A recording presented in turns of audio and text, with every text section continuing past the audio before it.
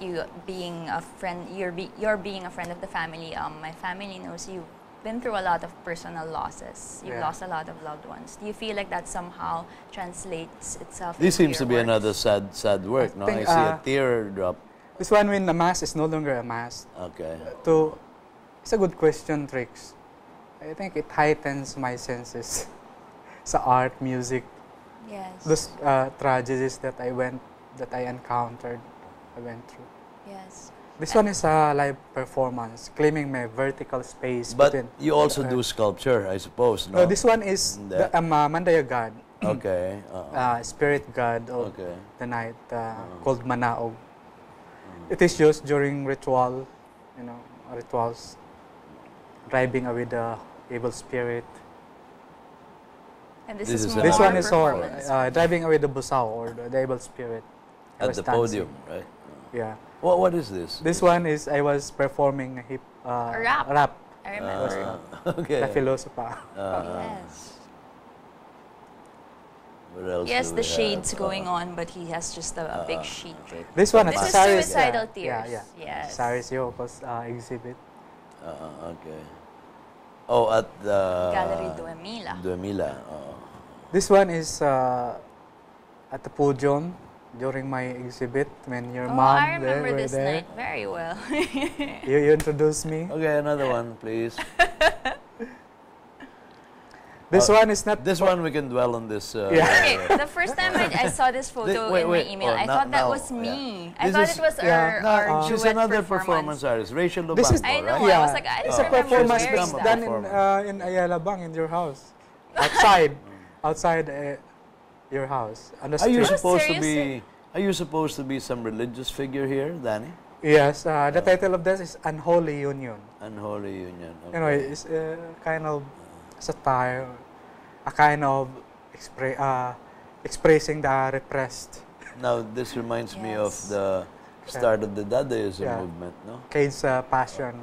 Okay. A rose inside a Is this an installation? Yes, Beautiful. Mega Mall. There's a play of light and shadow going on there. This What one, show different version where of is crosses.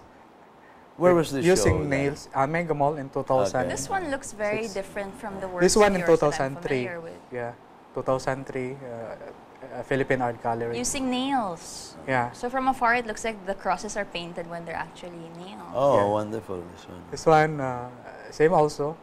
Actually, cross is my recurrent themes in my works, whether installation art, or mixed media, or painting.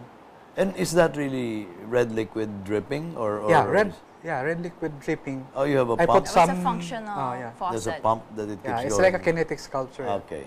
And what is this, Danny? This looks one is a very lost and interesting found doll. Parang I was like a doll na lamentably I never found my way home. It's like leaving the seminary. I did not. Let's get into that. The seminary, yes. Which started first, or the chicken or the egg? Were you an artist already when you entered the seminary, or did the art come after the seminary experience? Well, I was already an artist. Okay. As young as 7 years old, I was already earning from. I think Okay. artists are really pretty much born artists. I was already creating portrait, landscape, and the school works of the teachers, my classmates. Ako yung gumagawa ng mga ano nila sa classroom. Kailan ka pumasok And I was earning sa- from that. They're giving me money. When did you enter the seminary? At what age? After graduating high school, 15, 16, 17? yeah, we had a family friend, American Marinol missionary priest. My father's friend. I think he was an influence, and also a friend, RVM sister. So RVM. the closeness with the religious people motivated me to enter the seminary. So how many years did you spend the life of the religious? Yeah, more or less 10 years. And is this where you began to build up your own personal philosophy, not just about art, but life and engagement? Everything from there. Because when you're in the seminary, maano yung talent mo. All your talents will be honed. If you're into music, art, or literary, But when I was still in seminary, I focused on art and occasionally on music. Where was this? In Davao? In Davao, 4 years in Davao, and then 5 years in Manila. Really? UST and then San Carlos Seminary. Okay. UST Central Seminary and then San Carlos Seminary. So those years, for me, those years were purely academic. When I left the seminary, I said to myself, what I learned is everything that I learned is useless, and as if I was starting all over again. Yes. But later on, nakita ko na yung practical na hindi naman pala sayang kasi nagagamit ko rin sa art. Yeah. True. Yes. But what convinced you not to go ahead with your ordination as a regular priest? There's a story on that. When I was giving a Holy Communion, there was this girl in front of the pew was crossing her legs like this and like that. No, I'm just kidding. There was also that girl you were saying. That girl you were giving communion related. to, and then she had Anyway, massive I was boobs, kidding, and the host fell in between her boobs, and then Danny was like, "I'm not gonna do this anymore." Hindi ba sincere yun? Well, the crisis began when my brother died. When I was still, in the seminary, and he died. It's not natural death. He died very young, 17 years old. Yes. And it was difficult to say. Suicide. And I was still in the UST seminary, and I remember when I heard the news that morning. Every time we had meals, we would have meal, breakfast. I would cry, and every time I would start crying slowly kasi maingay yung refectory. When the moment I began crying, slowly the refectory, the seminarian would slowly slow down eating their, and then completely silence.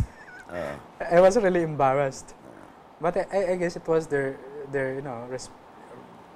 a way of letting me know how they felt. Yes. In any case, so you left the seminary before you hit 30 years of age. No? Yeah. What did you do? 29. Was that decision? Was it the crisis? something like temporary, not leave of absence? It was temporary. But the crisis really was my brother's death, and then other problems in the family, and then I was emotionally. When you're far from your family, there in Mindanao and here, if you're emotionally disturbed, nangailangan ka rin ng someone with an emotion to rest or to confine or to